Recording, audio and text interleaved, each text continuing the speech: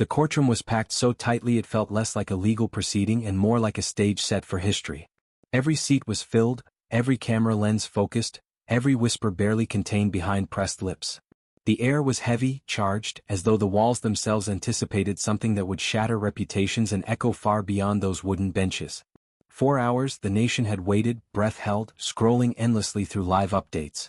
But in that single moment, all waiting came to an end.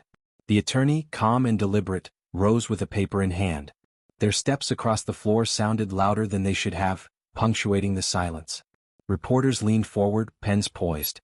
A hush fell so complete that even the faint hum of fluorescent lights seemed deafening.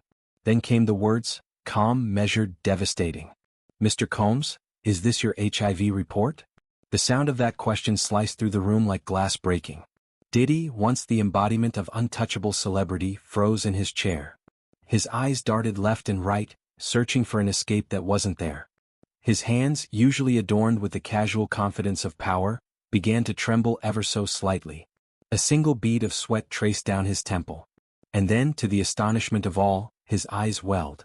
The man who had built an empire on swagger, on fearlessness, was suddenly small, vulnerable, and undeniably human. Gasps rippled through the gallery. Some mouths opened in disbelief, others covered in shock. Camera shutters fired like gunshots, immortalizing his collapse in real time.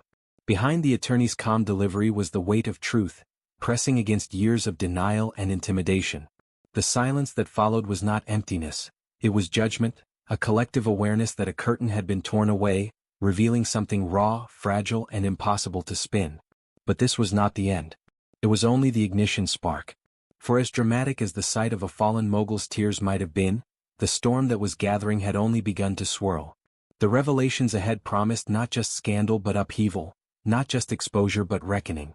The world leaned in closer, desperate to know what would follow, unaware that the next chapter would leave even the most jaded observers in disbelief. Outside the courtroom, the world was already ablaze. News tickers flashed the words, "HIV report," beside Diddy's name in relentless loops, commentators scrambling to frame the moment, fans torn between disbelief and betrayal. This wasn't just another scandal in the celebrity echo chamber. This was a trial that reached into the heart of American culture, where fame, money, and unchecked power had for decades shielded stars from the consequences that ordinary people could never avoid. The stakes weren't simply personal, they were national. For years, Diddy had been more than just a music mogul. He was a symbol of invincibility, a man who turned hardship into empire, who made wealth synonymous with influence. Yet beneath the glitter of platinum records and luxury brands lay a darker reality. Whispers of intimidation, silenced accusers, and settlements bought with sums so large they erased voices before they could echo. This case pierced through that carefully built fortress. If the HIV report was authentic, it didn't just expose a hidden truth about his health, it shattered the mythology of invulnerability that protected him. America was watching with the intensity usually reserved for elections or wars. To some, this was about justice finally catching up with arrogance. To others, it was about hypocrisy, the way celebrity culture elevates figures into demigods, only for their humanity, often their flaws, to come crashing down in front of millions.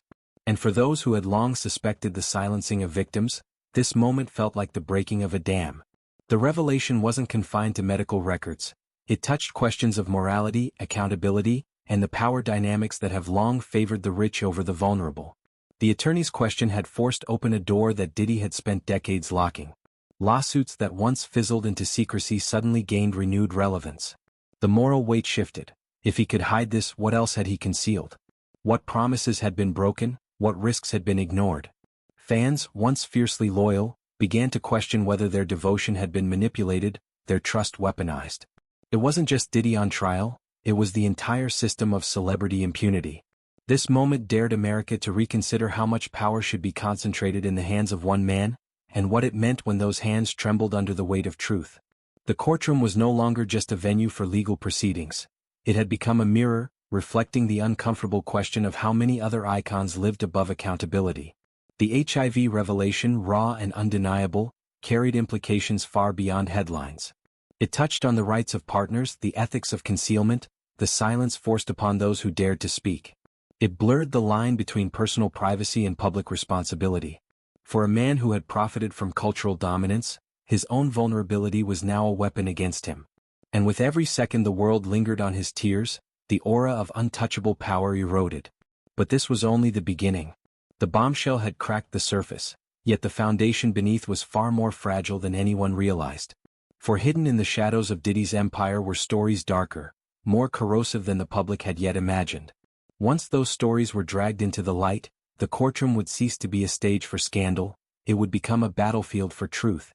And when that backstory of manipulation, intimidation, and control came to life, the trial would take a turn that left even seasoned observers stunned.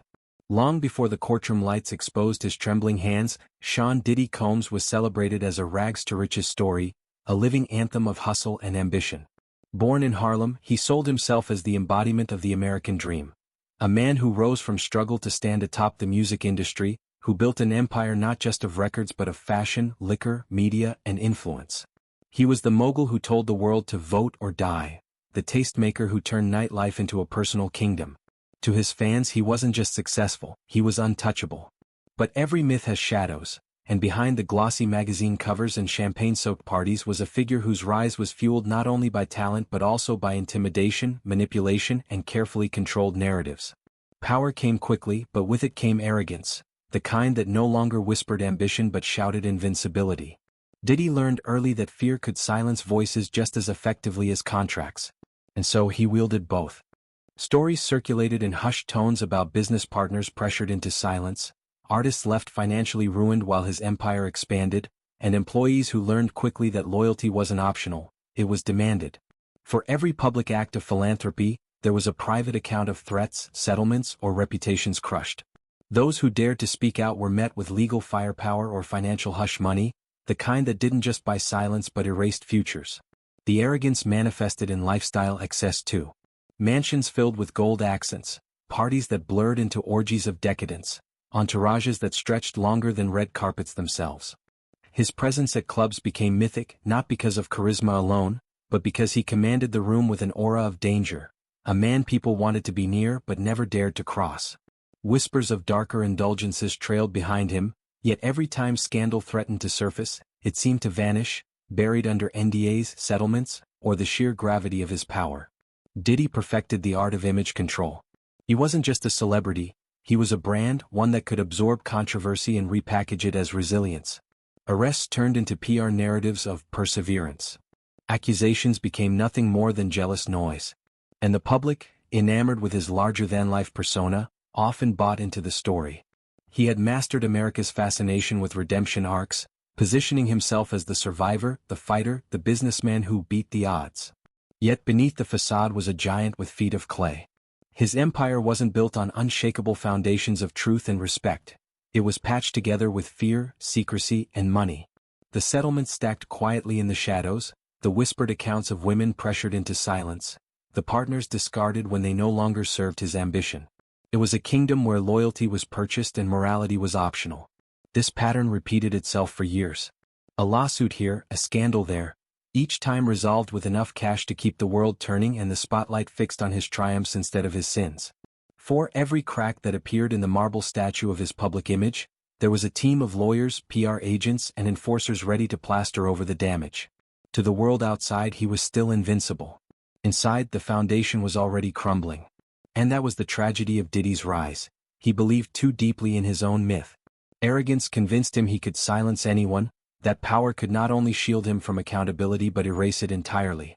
Each cover-up emboldened him, each successful manipulation hardened his belief that the empire he built was unshakable. But like every giant who walks on fragile clay, the cracks were only growing wider. The courtroom was where decades of silenced voices, of hidden settlements and unspoken truths, finally converged. It was where the image of the untouchable mogul collided with the reality of a man who had built his kingdom on deception. The HIV report wasn't just a revelation of health, it was a metaphorical spotlight on every secret he had buried, every voice he had stifled, every truth he thought would never resurface. But every empire built on fear eventually meets its reckoning, and his was coming fast. While the cameras were trained on Diddy, waiting to capture every tremor of his unraveling, another figure quietly commanded the space with a very different kind of power. The attorney. No entourage. No flashy jewelry. No theatrics. Just a steady gaze, an organized stack of files, and the kind of composure that comes not from privilege but from preparation. In a trial so saturated with spectacle, it was this calm presence that stood out, radiating the authority of someone who didn't need attention to prove strength. Unlike Diddy, the attorney hadn't been raised in a world of luxury. Their story was one of steady grind, long hours in law libraries, and the relentless pursuit of justice in cases that most lawyers avoided.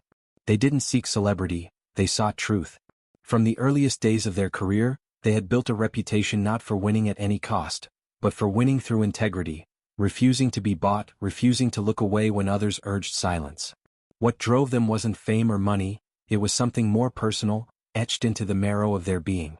They came from a family that had known struggle, immigrant roots, blue-collar sacrifices, stories of being overlooked or dismissed by those with more power. They had watched relatives work twice as hard for half the recognition, had seen the sting of injustice not as abstract legal theory but as lived experience. That memory lingered with every case they took, every client they defended, every moment they stood in court. Justice wasn't a performance for them. It was a responsibility. So when this case crossed their desk, when whispers of intimidation, silenced voices, and manipulations of unimaginable scale became more than rumor, they knew walking away would mean becoming complicit. Colleagues warned them of the dangers. Going up against a man as powerful as Diddy wasn't just career suicide, it was personal risk. Too many had tried and failed, swallowed whole by legal machinery, financial might, or sheer intimidation. But the attorney didn't flinch. Pressure only sharpened their resolve. Where others saw danger, they saw duty. That moral compass, the refusal to let wealth or fame tilt the scales of justice, became the quiet backbone of the trial. Every document was studied, every witness statement combed, every possible angle prepared. It wasn't arrogance, it was discipline, a recognition that facing a titan required not bravado but meticulous truth. 4 months, while the world speculated, the attorney prepared in silence, building a fortress of facts that no theatrics could topple. In court, their style was a study in contrast. Where Diddy leaned on bravado, they leaned on patience. Where he deflected with arrogance, they answered with clarity. While his voice cracked under pressure, theirs remained steady, measured, unshaken. It was a duel not of equals in wealth or fame, but of equals in the moment. One wielding power, the other wielding principle. And for the first time, principle was winning. Audiences watching the trial, whether in the courtroom or through their screens, couldn't help but feel the quiet inspiration of that presence. The attorney became less a lawyer and more a symbol of every person who had ever been dismissed, every truth that had been buried, every underdog who had been told they stood no chance against the wealthy and powerful. In them, people saw not just legal skill but moral clarity, a reflection of values long overshadowed by celebrity culture. Social media lit up not only with outrage at Diddy's unraveling, but with admiration for the attorney's calm strength. Hashtags celebrating their poise began trending. Commentators described them as the voice of the silenced, the calm in the storm, a warrior of truth. And yet, through it all, the attorney remained unchanged, no victory laps, no grandstanding. Their eyes stayed fixed on the greater goal, justice. The moral weight of their decision to take this case hung in every question they asked. They weren't just exposing lies, they were honoring the people who had been forced into silence for years. Each word carried the weight of those who could not speak. Each fact unveiled was a tribute to those erased by intimidation. And that was why the courtroom leaned in when they spoke, not because of theatrics but because everyone could sense that authenticity, that rare alignment between conviction and action. The world, so accustomed to corruption and compromise, found in this attorney a reminder that integrity was still possible, still powerful, still capable of shaking the foundations of empire. They weren't fighting for headlines, they were fighting for truth. And in a time where truth itself often feels negotiable, that fight resonated deeply. But the attorney's story was still building toward its crescendo. For all the preparation, all the calm precision, there was one moment that would define not just the trial but their legacy.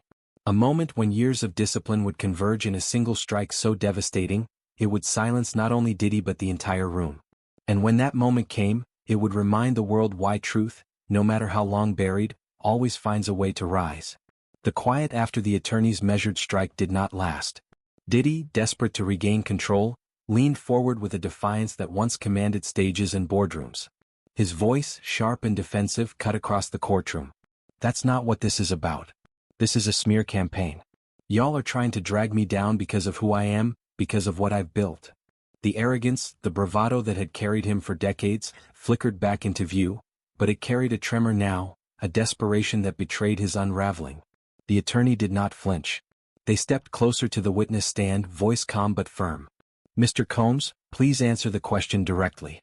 Is this your report?" Diddy shook his head, eyes narrowing, searching for an escape route through words.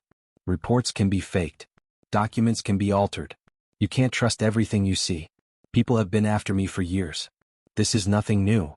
Objections erupted from his legal team, the defense shouting over one another about relevance, about privacy, about admissibility. The judge banged the gavel, her patience fraying. "Order. Order in the court. Counsel will proceed, but the witness will answer the questions directly." The attorney let the chaos settle before speaking again. The strategy was deliberate: calm versus frenzy, truth versus noise. "Mr. Combs, you are under oath.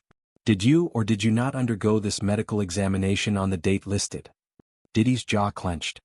He looked to his attorneys, who whispered urgently, their voices too low for the microphones but their panic visible. He exhaled sharply, then leaned back with an attempt at swagger.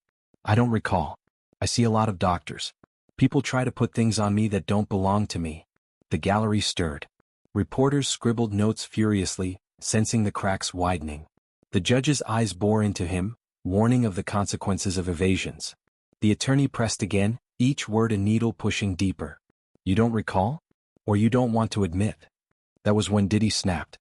His composure shattered, voice rising, hands slamming against the stand. "You don't know me. You don't know what I've been through. This is my life you're playing with, my empire, my legacy. You think you can come in here and destroy me with a piece of paper?" The eruption stunned the courtroom. Gasps rippled through the rows. For the first time, the world saw not the cool mogul but the cornered man, angry, fragile, and defensive. His arrogance, once a shield, now looked like desperation, a man screaming at shadows as the walls closed in. The attorney didn't raise their voice. They didn't need to. Their calm presence only amplified Diddy's collapse. When they finally spoke, the words cut through his outburst like a scalpel. "Mr. Combs, this isn't about destroying you. This is about the truth. And the truth doesn't need theatrics. It only needs proof." The judge leaned forward, eyes narrowing. "Mr. Combs, you will control yourself or I will hold you in contempt." Silence fell again, but it was different now. It wasn't anticipation, it was judgment. The jury, the reporters, the public watching from afar had seen the transformation. The man who had always thrived under pressure was now unraveling under it. His arrogance, his legacy of intimidation, could no longer mask the fear bleeding through every word. And then came the moment the courtroom had been bracing for. The attorney, after letting the silence linger, turned back to their files. With steady hands they pulled out a folder thicker than the one before. Eyes locked on the jury, they spoke slowly, deliberately, every syllable heavy with finality. "Ladies and gentlemen, what you are about to see is evidence that cannot be denied." The room stiffened, breaths held, pens frozen above paper. Everyone knew instinctively, this wasn't just another document. This was the turning point. And as the folder opened, the anticipation became unbearable. And then, the attorney unveiled the evidence no one could deny. The air inside the courtroom thickened into something almost physical, as though time itself had slowed to a crawl. The attorney stood at the podium, hands steady on the file that now felt heavier than steel. Reporters shifted forward on their benches, cameras clicked with nervous bursts, and the jurors leaned closer, instinctively sensing that the trajectory of the trial was about to change forever. Even the judge, who had maintained a stoic facade through hours of testimony, tilted her chin ever so slightly in anticipation. Silence had fallen, but it wasn't an empty silence. It was charged, electric, waiting for the explosion that everyone knew was coming. "Mr. Combs," the attorney began, voice calm, almost surgical. "You told this court you didn't recall undergoing the examination listed in this report. Today we will examine exactly what this report contains, and why it matters." They opened the folder with a slow, deliberate motion, like a conductor lifting the baton before the orchestra's first note. Inside was not just one page but a series of documents. The first sheet was held up, clearly marked with a date, a clinic name, and a patient identifier unmistakably tied to Sean Combs. "This," the attorney said, voice carrying without force, "is a medical record from St. John's Clinic, dated March 17, 2021. The name listed? Sean J. Combs. The social security number? Redacted for privacy, but matching the numbers submitted by your own legal team in prior filings. The physician who signed off? A board-certified infectious disease specialist." Gasps rippled across the gallery. Reporters' pens scratched furiously against their notepads. The defense team shifted uneasily, whispering, but their faces betrayed a creeping realization. They could not stop what was coming. Diddy leaned back, arms crossed, trying to summon that old swagger. Anybody can type a name on a piece of paper. That don't prove nothing. His voice carried, but it cracked at the edges, brittle where it once had been unshakable. The attorney didn't bite. They merely turned to the second sheet. This is the physician's signature. Verified and notarized. The physician has been subpoenaed and is available to testify. This is not hearsay. This is fact. A murmur rose from the back of the courtroom. The judge's gavel rapped once, silencing the noise, but the tension only deepened. The attorney pressed forward. And here, Mr. Combs, is the critical line. Patient tested positive for HIV-1. The words landed like a thunderclap. Gasps gave way to stunned silence. For a moment, it felt as though even the air had frozen. Diddy's eyes darted left and right, his hands twitching against the stand. The empire he had built on invincibility, on the image of untouchable dominance, suddenly looked paper-thin. His mouth opened, but the words stumbled out broken. That's not. You can't, that ain't mine. The denial sounded hollow, not like the commanding mogul but like a man drowning in a tide too strong to fight. His voice cracked, his eyes wet, his hands trembling so visibly that cameras zoomed in to capture the image for history. The attorney didn't relent. They produced the next page, holding it high enough for the jury and gallery to see. Here is the follow-up. June 2021. Same physician. Same results.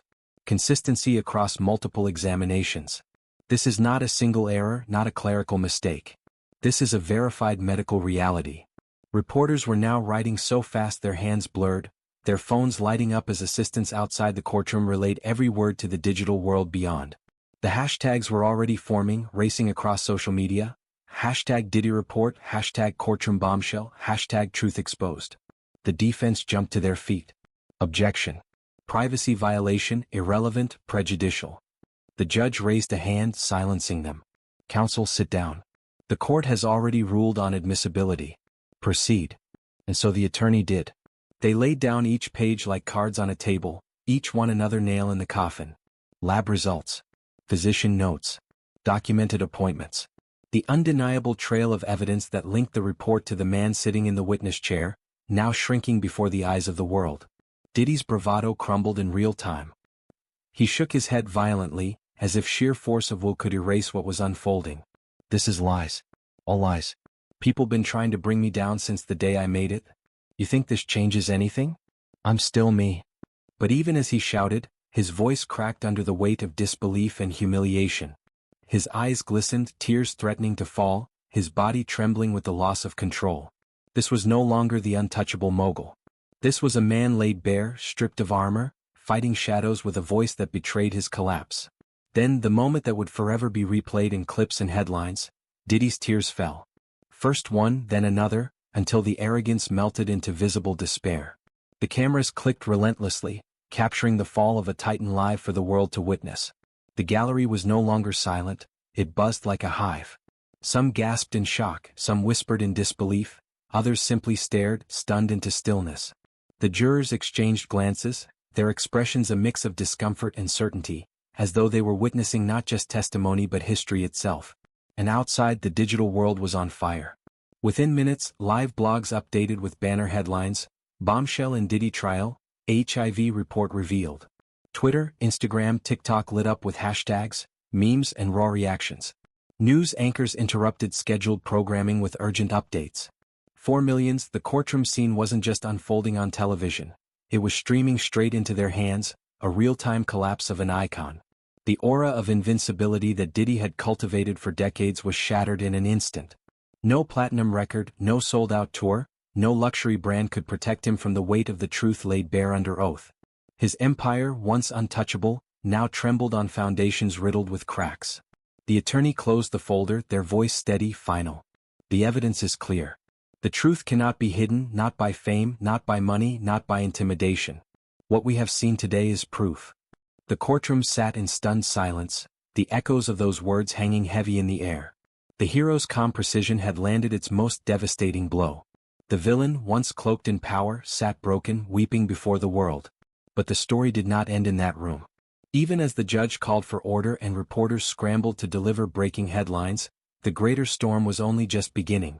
For outside the courthouse, beyond the marble walls and solemn gavel, the reaction of an entire world was already unfolding, and it was more explosive than anyone inside could have imagined.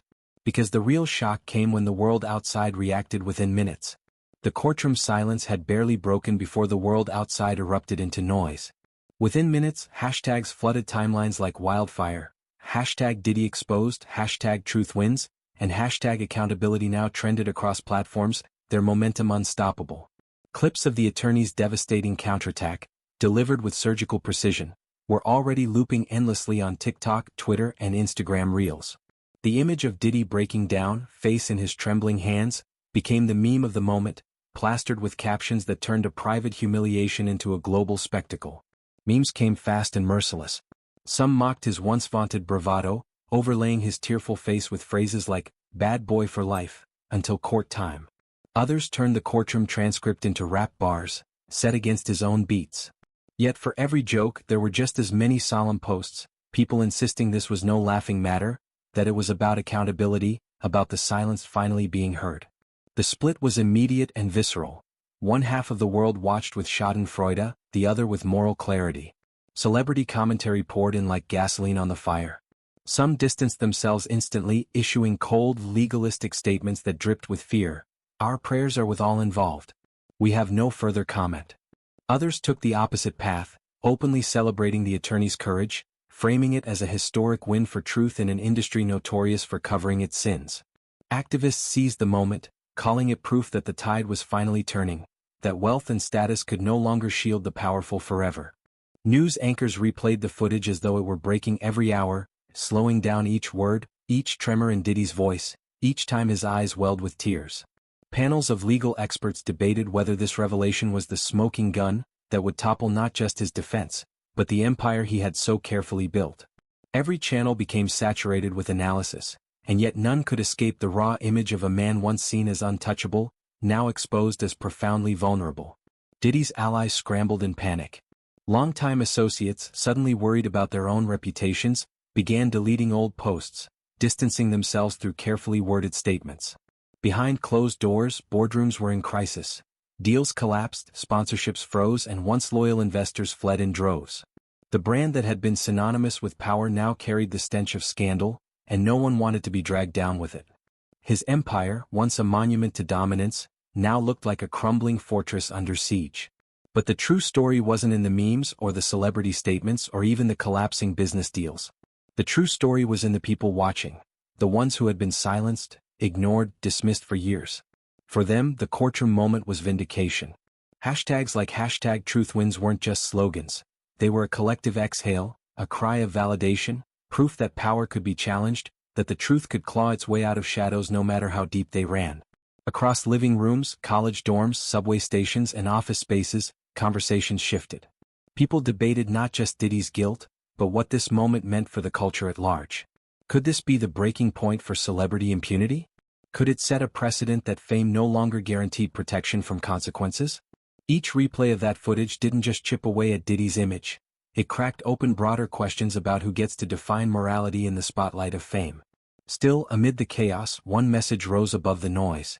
It was whispered in posts, shouted in comments, repeated in articles: "The truth always wins." The phrase gained momentum until it became the defining anthem of the aftermath, carried on millions of screens, repeated in countless languages. For supporters of the attorney and the ideals they represented, it wasn't just about Diddy anymore. It was about everyone who had ever faced intimidation, who had ever been forced into silence. The courtroom moment had transformed into a cultural rallying cry. And yet, as the world clung to that message, no one could have foreseen the next revelation waiting just around the corner, something far larger than a single man's downfall. Because while the attorney's strike had ignited shockwaves, what came next would redefine the battle entirely. When the storm of objections, revelations, and gasps finally settled, the attorneys stood tall, their voice calm but commanding, a stark contrast to the unraveling chaos that had engulfed the courtroom. They didn't raise their voice, nor did they revel in triumph. Instead, they framed the moment in terms that transcended one man, one case, or even one scandal. "Truth," they said firmly, "is greater than deception. Dignity is greater than power." The words echoed, not only in the silent courtroom but across the countless screens where millions were watching. It was more than a closing argument, it was a reminder of a principle people often forget in a world dazzled by fame and blinded by wealth. In that single moment, the attorney shifted the narrative from scandal to symbolism. This was no longer about Diddy alone. This was about what happens when arrogance and lies collide with patience, courage, and truth. The lesson cut to the heart of something universal. No one is untouchable. Not celebrities, not billionaires, not cultural icons who believe their wealth can rewrite reality. Empires built on fear and manipulation can look indestructible, but history has shown time and again that they collapse the moment truth finds its voice.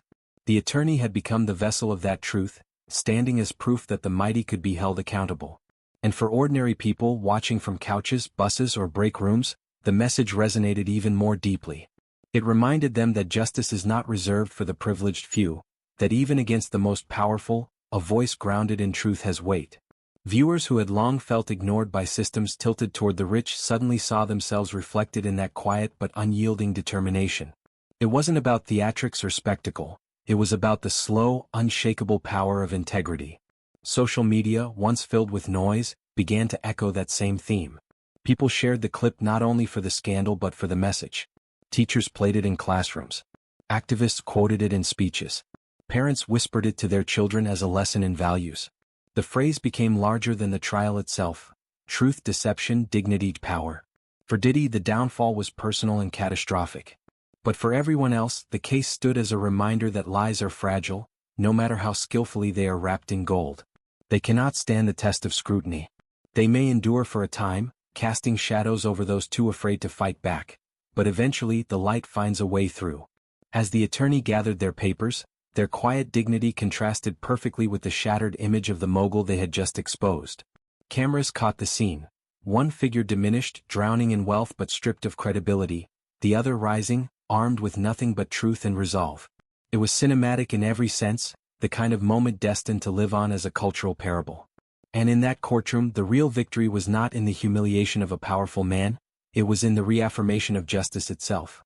A reminder that courage is contagious, that silence can be broken, and that no wall of money or fame can forever protect deception. The emotional crescendo built as commentators, activists, and ordinary viewers embraced the moral of the story: you don't have to be rich or powerful to matter. The attorney's example showed that even a single voice, steady and committed to truth, can challenge the seemingly invincible. The final image, the one etched into the minds of millions, wasn't of Diddy's tears. It was of the attorney's calm, unshaken presence, standing taller than the storm. Because in that courtroom at that moment, dignity proved louder than wealth. And so, the image that the world will never forget is Diddy, once the untouchable mogul, breaking down in tears not just because a secret was exposed, but because the weight of truth finally shattered the walls he had built around himself. His crying wasn't only about shame or fear, it was about the undeniable moment when arrogance meets reality, and deception collapses under the force of facts. This trial became more than a headline. It became a turning point, a cultural reminder that no matter how high someone rises, they cannot rise above accountability. The attorney's resolve proved that truth does not need wealth, connections, or glamour to win. It only needs persistence, courage, and the willingness to stand tall when others remain silent. And that is the lesson we take with us: that dignity outlasts power, that honesty withstands corruption, and that even in a world dominated by celebrity influence, justice still finds a way. What we witnessed in that courtroom was not just the fall of a man, it was the rise of a principle. But here's the part that matters most: this moment doesn't end here, inside these walls. It extends to each of us. Every time we demand honesty, every time we refuse to be silenced, every time we stand for what is right even when it's hard, we continue the work of exposing arrogance and lifting up truth. So, if you believe that truth should always prevail over arrogance, share this video, subscribe to the channel, and join this growing movement for justice. Because together, our voices are louder than any lie. And as this trial has proven, when truth speaks, no empire can stand against it. The courtroom buzzed with an electric energy, packed to capacity, every lens and ear tuned for the unfolding drama. A palpable tension hung in the air, a silent anticipation of revelations that would reverberate far beyond the room. The nation held its breath, endlessly scrolling through live updates, until one moment shattered the wait. The attorney, poised and composed, rose, a paper clutched in hand. Their measured steps amplified in the hushed silence. Reporters leaned forward, pens ready, as the faint hum of fluorescent lights seemed deafening. Then the calm, devastating words sliced through the silence. "Mr. Combs, is this your HIV report?" The question hit Diddy like a physical blow. The epitome of untouchable celebrity, he froze, eyes darting for an escape that wasn't there. His hands, usually radiating power, began to tremble. A bead of sweat trickled down his temple. To the astonishment of all, his eyes welled up. The man who built an empire on swagger was suddenly small, vulnerable, undeniably human. Gasps rippled through the gallery, cameras flashing like gunfire, immortalizing his collapse. The attorney's calm delivery carried the weight of truth, pressing against years of denial. The silence that followed was not empty, it was judgment, a collective realization that a curtain had been torn away, revealing something raw and impossible to spin. But this was merely the spark. As dramatic as his tears were, the storm had only just begun. The revelations promised not just scandal, but upheaval and reckoning. The world leaned in, unaware that the next chapter would leave even the most jaded observers in disbelief. Outside, the world was already ablaze. News tickers screamed, "HIV report," next to Diddy's name, commentators scrambling to interpret the moment, fans torn between disbelief and betrayal. This was more than a celebrity scandal. It was a trial reaching into the heart of American culture, where fame, money, and unchecked power had long shielded stars from accountability. The stakes were national, not just personal. For years, Diddy had been an emblem of invincibility, transforming hardship into empire, wealth into influence.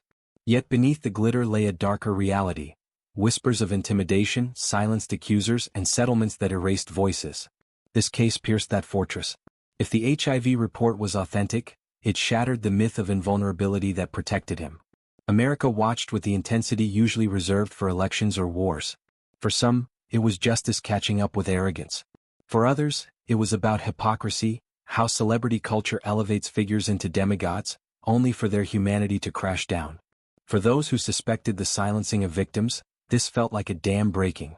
The revelation wasn't just medical, it touched on morality, accountability, and power dynamics favoring the rich. The attorney's question had forced open a door Diddy spent decades locking. Lawsuits that fizzled into secrecy gained relevance. The moral weight shifted. If he hid this, what else had he concealed? Fans questioned whether their devotion had been manipulated. It wasn't just Diddy on trial, it was the system of celebrity impunity. This moment dared America to reconsider how much power should be concentrated in one man's hands, and what it meant when those hands trembled under the weight of truth. The courtroom became a mirror, reflecting the uncomfortable question of how many other icons lived above accountability. The raw HIV revelation carried implications beyond headlines, touching on partners' rights, concealment ethics, and forced silence. It blurred personal privacy and public responsibility. For a man who profited from cultural dominance, his vulnerability was now a weapon. With every second the world lingered on his tears, his aura of untouchable power eroded. But this was only the beginning. The bombshell cracked the surface, yet the foundation beneath was far more fragile. Hidden in the shadows of Diddy's empire were stories darker than anyone imagined. Once exposed, the courtroom would become a battlefield for truth. When the backstory of manipulation, intimidation, and control came to light, the trial would stun even seasoned observers. Long before the courtroom lights exposed his trembling hands, Sean Diddy Combs was a rags-to-riches story, an anthem of hustle. Born in Harlem, he embodied the American dream, rising from struggle to lead the music industry, building an empire of records, fashion, liquor, media, and influence. He was the mogul who said vote or die, the tastemaker who turned nightlife into a kingdom. To fans he was untouchable. But every myth has shadows. Behind the glossy covers and champagne parties was a figure whose rise was fueled by intimidation, manipulation, and controlled narratives. Power brought arrogance, an invincibility that shouted, not whispered. Diddy learned early that fear silenced voices as effectively as contracts, and he wielded both. Stories circulated. Business partners pressured into silence, artists financially ruined, employees forced into loyalty. For every public act of philanthropy, there were private accounts of threats, settlements, or crushed reputations. Those who spoke out met legal firepower or hush money, erasing futures. Arrogance manifested in lifestyle excess. Gold-accented mansions, decadent parties, vast entourages. His club presence was mythic, commanding with an aura of danger. Whispers of dark indulgences trailed him, yet scandal always vanished. buried under NDAs, settlements, or sheer power. Diddy perfected image control. He was a brand, absorbing controversy and repackaging it as resilience. Arrests became PR narratives of perseverance. Accusations were dismissed as jealous noise. The public, enamored with his persona, often bought the story. He mastered America's fascination with redemption, positioning himself as the survivor, the fighter who beat the odds. Yet beneath the facade was a giant with feet of clay. His empire wasn't built on truth and respect, but on fear, secrecy, and money. Settlements stacked in the shadows, whispered accounts of silenced women, discarded partners.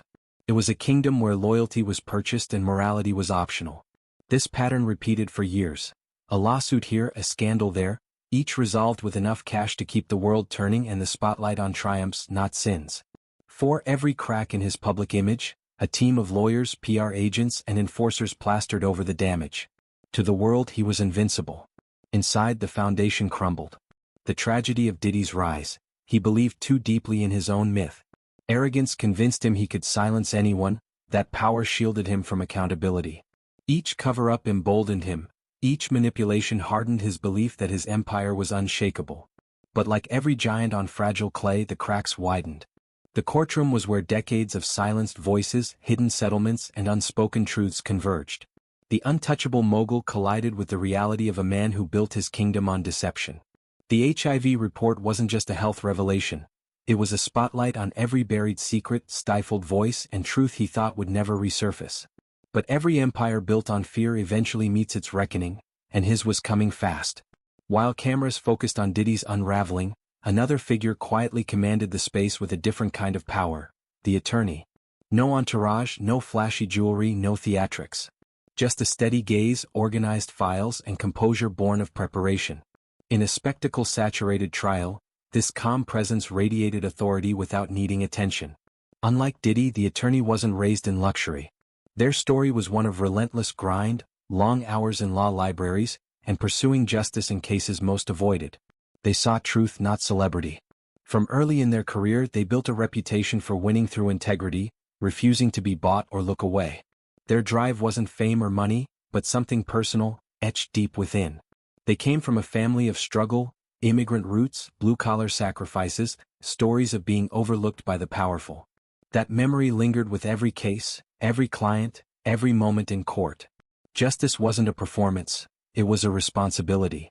So when this case crossed their desk, whispers of intimidation, silenced voices, and unimaginable manipulation becoming more than rumor, they knew walking away meant complicity. Colleagues warned of dangers.